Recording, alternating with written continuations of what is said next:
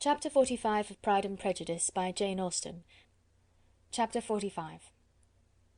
Convinced as Elizabeth now was that Miss Bingley's dislike of her had originated in jealousy, she could not help feeling how unwelcome her appearance at Pemberley must be to her, and was curious to know with how much civility on that lady's side the acquaintance would now be renewed. On reaching the house, they were shown through the hall into the saloon, whose northern aspect rendered it delightful for summer. Its windows opening to the ground admitted a most refreshing view of the high woody hills behind the house, and of the beautiful oaks and Spanish chestnuts which were scattered over the intermediate lawn. In this house they were received by Miss Darcy, who was sitting there with Mrs. Hurst and Miss Bingley, and the lady with whom she lived in London. Georgiana's reception of them was very civil, but attended with all the embarrassment which, though proceeding from shyness and the fear of doing wrong, would easily give to those who felt themselves inferior the belief of her being proud and reserved.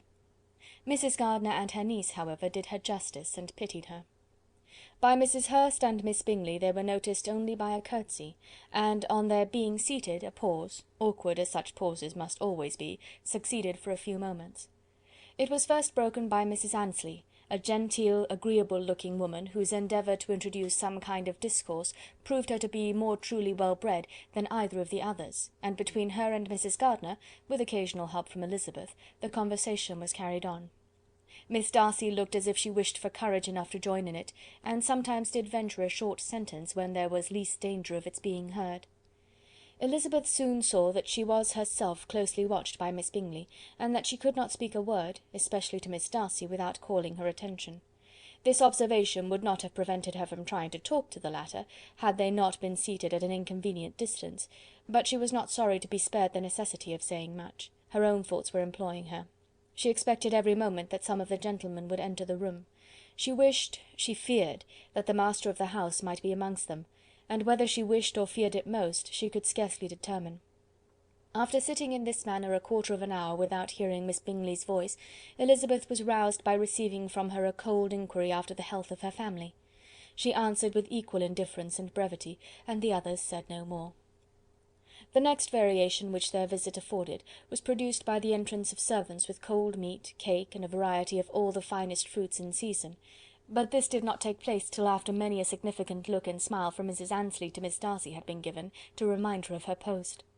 There was now employment for the whole party, for though they could not all talk, they could all eat, and the beautiful pyramids of grapes, nectarines, and peaches soon collected them around the table. While thus engaged, Elizabeth had a fair opportunity of deciding whether she most feared or wished for the appearance of Mr. Darcy, by the feelings which prevailed on his entering the room, and then, though but a moment before she had believed her wishes to predominate, she began to regret that he came. He had been some time with Mr. Gardiner, who, with 2 or 3 other gentlemen from the house, was engaged by the river, and had left him only on learning that the ladies of the family intended a visit to Georgiana that morning. No sooner did he appear than Elizabeth wisely resolved to be perfectly easy and unembarrassed, a resolution the more necessary to be made, but perhaps not the more easily kept, because she saw that the suspicions of the whole party were awakened against them, and that there was scarcely an eye which did not watch his behaviour when he first came into the room. In no countenance was attentive curiosity so strongly marked as in Miss Bingley's, in spite of the smiles which overspread her face whenever she spoke to one of its objects, for jealousy had not yet made her desperate, and her attentions to Mr. Darcy were by no means over. Miss Darcy, on her brother's entrance, exerted herself much more to talk, and Elizabeth saw that he was anxious for his sister and herself to get acquainted, and forwarded as much as possible every attempt at conversation on either side. Miss Bingley saw all this likewise, and in the imprudence of anger took the first opportunity of saying, with sneering civility, "Pray, Miss Eliza, are not the shire militia removed from Meryton?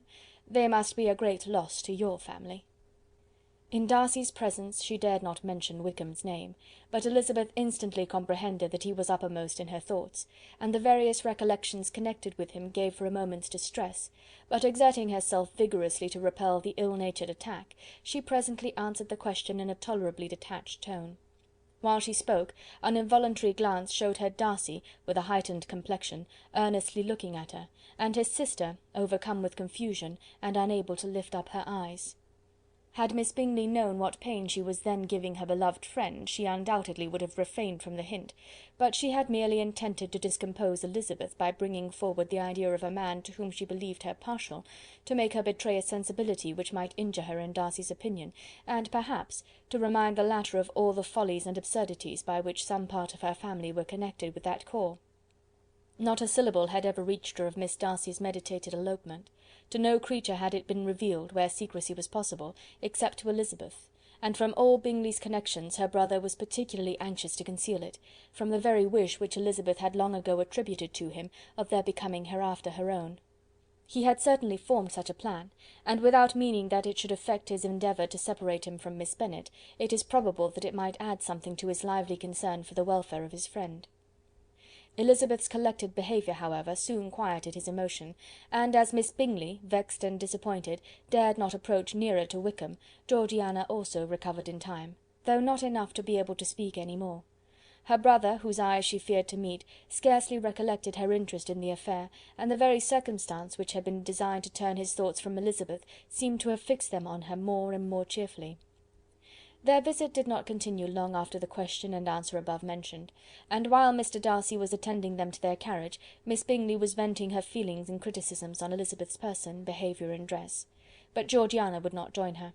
Her brother's recommendation was enough to ensure her favour. His judgment could not err. And he had spoken in such terms of Elizabeth as to leave Georgiana without the power of finding her otherwise than lovely and amiable.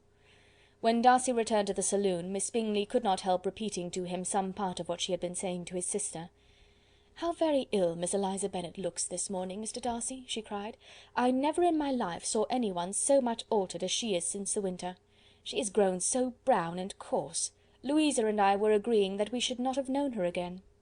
However little Mr. Darcy might have liked such an address, he contented himself with coolly replying that he perceived no other alteration than her being rather tanned, no miraculous consequence of travelling in the summer. "For my own part," she rejoined, "I must confess that I never could see any beauty in her. Her face is too thin, her complexion has no brilliancy, and her features are not at all handsome. Her nose wants character, there is nothing marked in its lines. Her teeth are tolerable, but not out of the common way, and as for her eyes, which have sometimes been called so fine, I could never see anything extraordinary in them. They have a sharp, shrewish look, which I do not like at all, and in her air altogether there is a self-sufficiency without fashion, which is intolerable."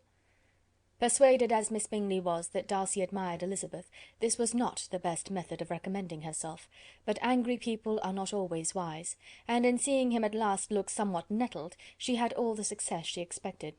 He was resolutely silent, however, and from a determination of making him speak, she continued. "I remember, when we first knew her in Hertfordshire, how amazed we all were to find that she was a reputed beauty, and I particularly recollect your saying one night, after they had been dining at Netherfield, 'She a beauty! I would as soon call her mother a wit.' But afterwards she seemed to improve on you, and I believe you thought her rather pretty at one time." "Yes," replied Darcy, who could contain himself no longer, "but that was only when I first saw her, for it is many months since I have considered her as one of the handsomest women of my acquaintance." He then went away, and Miss Bingley was left to all the satisfaction of having forced him to say what gave no one any pain but herself. Mrs. Gardiner and Elizabeth talked of all that had occurred during their visit, as they returned, except what had particularly interested them both. The look and behaviour of everybody they had seen were discussed, except of the person who had mostly engaged their attention. They talked of his sister, his friends, his house, his fruit, of everything but himself.